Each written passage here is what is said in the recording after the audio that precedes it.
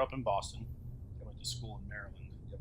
What brought you to Fredericksburg, and how did you decide that was a good place to start doing development?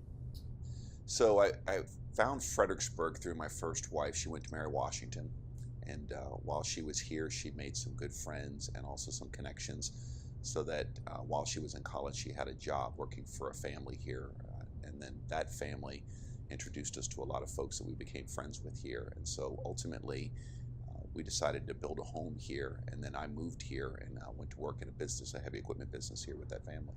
You've been doing this for going on 12 years. What's been you got to have some war stories. What's been your most difficult project? Let's start there. Well, most recently we've been doing the George Street Brownstone project, and that's the one where I think a lot of people have been reading about in the paper and saw the ongoing issues that we had with the city. We set out to build some brownstones behind the building that we're sitting in, the National Bank building, and I think folks were very excited that we wanted to take on the restoration of this building, and part of that process involved having to develop the entire site, in order to have the money that it would take to rehabilitate this building.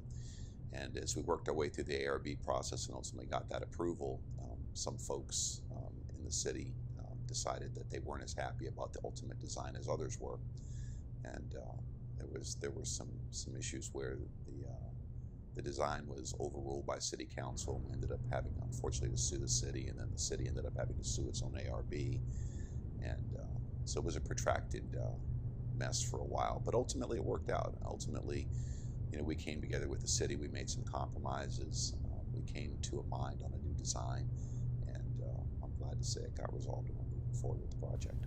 That could cost you millions of dollars, right? Yeah, and that's why, in my field, you spend a lot of time up front, dotting your I's and crossing your T's. You spend a lot of time in due diligence, investigating a deal, making sure that you understand very clearly what your rights are as the property owner, what you're able to do and what you're not able to do. And ultimately, that's what led to the position that we had to take in the lawsuit.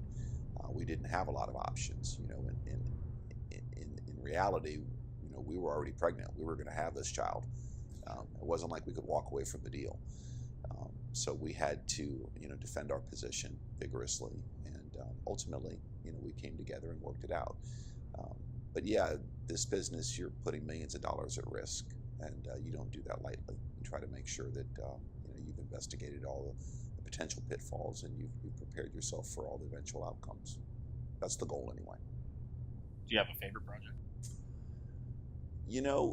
Rather than saying I have a favorite project, I think I'll say that what I like is seeing the process. I like starting with a plot of dirt. I like seeing the building go up, and ultimately I like seeing people live in those properties and work in those properties, and seeing those properties generate activity and revenue for the community. And it's nice to know that in some small way you've changed the landscape. You've left a mark, and ultimately, when it's all said and done, that property is going to be there long after you're gone. Building a legacy through development. Yeah, and even this National Bank building that we're sitting in, this building is soon to be 200 years old, and when you think back about, Abraham Lincoln was in this building, it's pretty neat to be a steward of it. You never really own it, you just take care of it for a while until the next person comes along to take care of it. It's a lot of fun. I appreciate you speaking with us. You're going to be presenting to NextGen for Midweek Motivation. It's actually Monday Motivation this time. Mm-hmm. It's May 22nd. Right. Do you want to give us a little teaser as to what you're going to be speaking about? Well, I'm going to share one of my favorite books, a Dr. Seuss book, Oh, the Places You'll Go, and then also talk about the Merlin Principle. So looking forward to it. Is that like a Harvard business textbook, the places you'll go? Or? Yeah, exactly. Harvard Business for kindergartners. Yeah, it's a great book, and I think I'll talk a lot about how relevant it is at every stage of your life and your business career.